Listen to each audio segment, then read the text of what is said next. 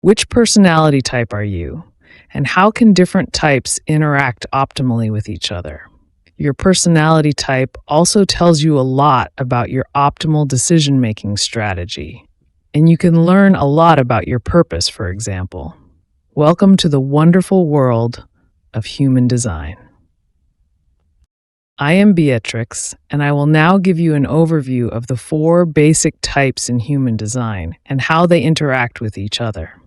I will also make in-depth videos for each individual type. Let's start with the implementer. In human design, they are also called generators because they have a lot of power, meaning they have creative and productive energy. So that's about 70% of people, and they are the ones who get up in the morning and basically have energy all day to do things, to create something. The implementer has a very open aura. So the 4 types also have different auras. And the cool thing is, you can even recognize them by their faces because, of course, personality shapes facial features over the years and decades. And if you now imagine this implementer, this power type, he is also someone who is very warm-hearted, very open, very embracing, empathetic, and often a bit sexy. He is simply attractive. His attractiveness is based on this openness, this heart openness. Famous examples include Elvis Presley, Kevin Costner, DJ Ötzi, Louis Delphini. And the different personality groups have different energies. The energy of the implementers simply wants to react. This means it depends on external stimuli to which it can respond.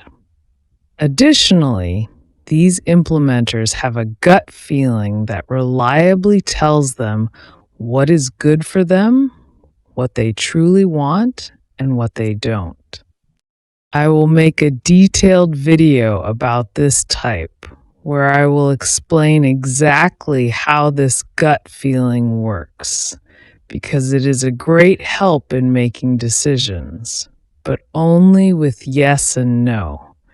And for those who want to find out exactly how it works, I will include a meditation where you can really try it out for the first time to see how your own gut feeling works, so you get real, reliable answers that you can depend on. Namely, more than the mind, because often the mind simply has too little information. And then it helps to follow wisdom, inner wisdom. And for this type, it's best reached through the gut feeling, because they are simply team players and people who just enjoy the company of others. And these are the ones who are the most sociable of all. They are the ones everyone wants to have at the family table and at celebrations. They often feel hurt and don't understand why others leave early or don't want to show up at all. This should raise awareness of how differently we operate and how our fundamental dispositions vary in interactions. These generators, these converters, can be recognized by their soft facial features.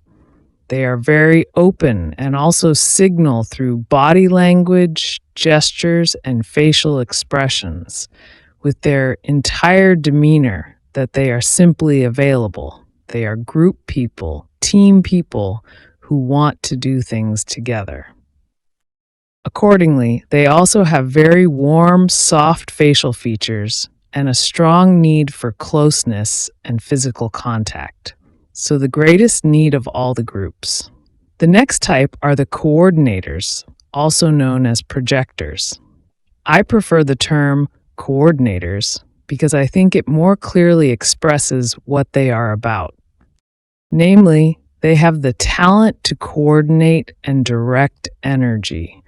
So they are not the powerhouse types like the implementers and generators, but rather people who are there to advise and guide. That's why they make up only 20% of humanity. For example, you might find them in management, in therapy, or as coaches. So anywhere that involves quality management. Their aura is completely different. Previously, we had this very open, enveloping aura that permeates the entire room and includes everyone with heart. But here we have a very different one, a more focused aura. That's why these people love one-on-one contact. They can be extremely empathetic and really put themselves in another person's shoes, but only one person at a time. Two can already be a huge problem. You can see this in their whole appearance and type. For example, I am a coordinator, and coordinators are known for their rather penetrating gaze. This is also reflected in their eyes, which are not so open and warm, but rather focused and penetrating, allowing them to concentrate on one person perfectly. See what they need, what they are made for, and how they can help. Their theme is that they want to help and give advice because they are good observers. The biggest challenge is not to immediately blurt out advice, but to wait until they are asked and invited to give it. Because they need to learn that. Unsolicited advice is like a blow. These are really things where other people might say, I didn't want any help at the moment. They might perceive it as intrusive. And the challenge is to avoid becoming bitter. For these projectors, these coordinators who just want to make the world a better place and often feel misunderstood. It is very typical for coordinators when it comes to this bitterness to have these corners of the mouth that uniquely pull downwards. It's also a sign when one has often experienced this bitterness and then gets used to this movement. This type is very relationship-oriented, especially in one-on-one interactions, but also very process-oriented. So he is the one who is very dedicated, and in reality, he just wants to optimize the whole system. This can, of course, also be in a technical or professional area, like in a company where, for example, something in quality management is optimized. But very often, it is also on this interpersonal level where he simply looks at what is needed. For most coordinators, it is really about making others, especially implementers, successful. They are the guides. It's usually not about themselves. They don't need to be in the spotlight. Often, their greatest joy comes from successfully optimizing the person or process they are focused on. Energetically, they have a tough time because they are very empathetic and often highly sensitive in their open centers, which can lead to overload and negative conditioning. More about this in my video on projectors. Coordinators, or these projectors, often smile just to disarm, but it's not the soft smile we saw with the generators. Instead, it's a bit harder, cooler, and more penetrating. They just don't come across as carefree. Classic examples include Mark Zuckerberg, Leonardo DiCaprio, Barbara Streisand, Thomas Gottschalk, and Osho. You can often recognize them by their slightly more penetrating, harder gaze and eyes that seem to pierce through. Also by their frequently downturned corners of the mouth. The third type are the initiators. They make up only about 8% of the world's population. Initiators are the kind of people who have the energy to really start something. But initiative isn't needed constantly. It comes in bursts and with full power. That's exactly how their energy works. It comes in waves, and then they suddenly take action and initiate something, saying, "Let's tackle this now." For example, company founders often have this type, but they don't have it all day long, unlike the creators and doers who have constant energy. And you might already notice that there's a huge difference between having constant energy and having energy impulsively at times, needing more breaks in between. Now, the question is, during these breaks, are these people just being lazy, sitting on the couch? What are they doing when they need these frequent breaks? No, this passive power, the projectors, the manifestors, and also the reflectors, as we will see, has a massively underestimated strength in society. Because in society, as long as you are actively doing something, people believe that something is happening. And when I go for a walk, sit on the couch, or just stare into space, it seems like nothing is happening. But that's not the case at all. Quantum physics deals extensively with the manifestation power of observation and perception. And we are increasingly discovering that processes change simply through observation. On the other hand, these three types of people need more time to process things. And through this processing and suddenly becoming aware of something lies their superpower, so to speak. They can manifest something from a deep insight that comes from stillness. We all carry ideas within us, much like a pregnancy. One cannot constantly give birth, constantly create, or constantly produce something. Things need to mature first, and for these types, it's very much about allowing things to mature first, to come into manifestation and form with real power, so that they truly bring something into the world.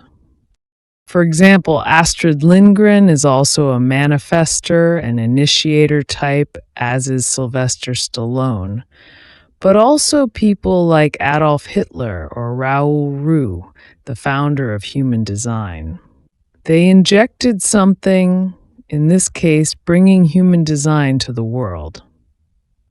They have a very distinct aura, very self-contained, very autonomous, very much on their own. So these are the types who, if there's a party, either don't want to go at all or just for a short while, and even in groups, they tend to stand alone or only stay briefly. They simply feel comfortable with themselves. They are content being alone. This can be particularly difficult for implementers or these generators to understand because they are the exact opposite. Their whole demeanor is more isolated, you could say. They have a somewhat youthful aura. They are also energetically very distinct and know exactly what is right for them. They receive very clear impulses and follow them, and are much less easily swayed than others. This makes them pioneers who can initiate things. We think, for example, of Astrid Lindgren's description of Pippi Longstocking, who is portrayed as a very autonomous, strong, and freedom-loving character. And now imagine such children in the school system. It's obviously very difficult for them because you might know Pippi Longstocking, who also didn't want to go to school because she simply said, "I don't need school. I'm completely autonomous. I'm strong. I know how it works." And of course, such children also need to learn, but their way of learning is entirely different. Above all, they want to make autonomous, strong-willed decisions much more than others and don't want anyone interfering. This can often lead to clashes in school, but not just in school, later in their careers as well. That's why such people are often better off as self-employed or as entrepreneurs rather than employees. And if they are employed, they need a corresponding degree of freedom to act. The important thing is that they can inform others about their autonomous decisions. Otherwise, others are often left wondering what's going on when they just start doing something. And understanding. So there needs to be mutual understanding again. Manifestors need to understand that while they can act autonomously, it is helpful for the community if they inform others, and that others understand him as well. That's just how he is, and that's his nature. They don't always have to do everything within the community. These are types who aren't very interested in group activities. They set a really good example of being strong on their own, and they especially help the doers, who often have a very strong problem with setting boundaries, can't say no, and constantly try to please others for their self-esteem. So these are the ones who always want to be liked, who want to please everyone else. They can be inspired by this type who is very autonomous, but ultimately, everyone should live according to their nature. Well-known manifestors who have initiated great things include Jennifer Aniston, Hermann Hesse, and Franz Kafka. But also J.R.R. Tolkien, the author of The Lord of the Rings, Gerda Rogers, Abraham Maslow of Maslow's Hierarchy of Needs, Bruce Springsteen, and Elizabeth Kubler-Ross. And now we come to a very special type that makes up only about 1% of humanity and has a very unusual aura. Namely, we are talking about a kind of Teflon aura. So this reflector, who by nature is simply an observer, moves through the world like a living mirror, you could say. Outwardly, his aura is enormous and encompasses everything, but inwardly, to avoid being completely overwhelmed by this extreme openness, he has a kind of, well, that's why they call it a Teflon aura, a Teflon layer, a sort of mirror layer where everything just kind of rolls off. That means he reflects everything back.